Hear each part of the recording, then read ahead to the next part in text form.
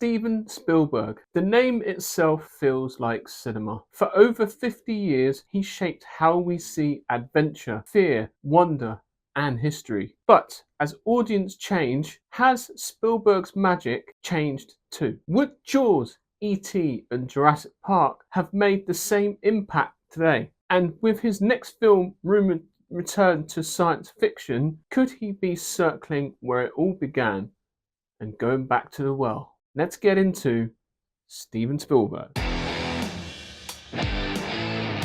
Spielberg's story starts with Duel in 1971, a TV thriller about a man being hunted by a faceless truck driver.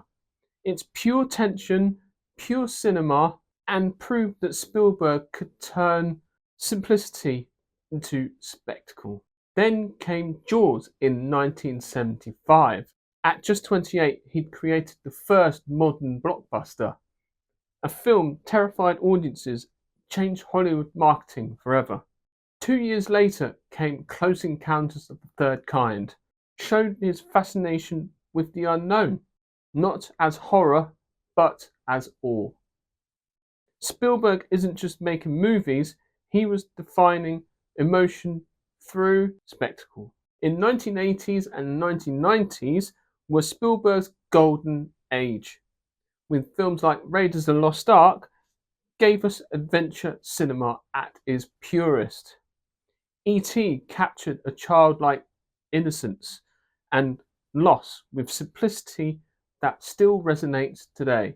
And Jurassic Park, a film that made dinosaurs real and traumatized me as a kid and even now to this day.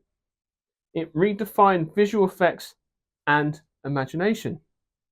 These weren't just hits, these were cultural landmarks. They made audiences believe in magic, not fantasy magic, but cinema magic. Back then, audiences were discovering spectacle for the first time. Today, we are simply surrounded by it. CGI, streaming, endless franchises, the extraordinary has become ordinary. So would E.T. still make us cry today? Would Jurassic Park still make us gasp? Or have we become so desanitized to wonder? In the 90s, Spielberg evolved. He turned from fantasy to history in making Schindler's List and Saving Private Ryan, a director confronting humanity's darkest truths. He won Oscars, but more importantly, he proved that spectacle could serve empathy.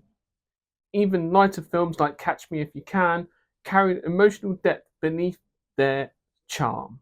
Spielberg was no longer chasing adventure, he was chasing meaning. In recent years, Spielberg's work has become more introspective. Bridge of Spies and Post explored truth and morality in an age of uncertainty, and Ready Player One revised his love of pop culture and gaming and technology. But some felt it lacked the emotional spark of his earlier work. Then came The Fabelmans, his most personal film. A semi-autobiographical look at how art and family collide. It's heartfelt, beautifully made, but quieter, less than spectacle, more about reflection. Some say Spielberg lost his magic, others say he's simply grown up, and so have we. Now Spielberg's next project returns to his science fiction roots. His first in over a decade. Not much is known about this film, although some people have said it's the spiritual successor to Close Encounters of the Third Kind. Could this be a way of reconnecting the wonder that defined him? Or will it reflect a more mature philosophical view of the cosmos and less about aliens? More about humanity's place in the universe? But Steven Spielberg's career is a mirror of cinema itself, from wide-eyed wonder to introspective maturity. Maybe his magic hasn't faded, maybe it's evolved. The question isn't whether films would work today, it's whether we as audiences still want to feel the way they used to make us feel. And it's his next film rekindles the sense of awe. It won't just be a comeback, it'll be a reminder of why we fell in love with Steven Spielberg in the first place. Thank you very much for watching. Hopefully you'll get and go and see Steven Spielberg's new film coming out later this year, and hopefully I should see you for that film review. Please remember to like and subscribe to my channel, and I shall see you in the next video.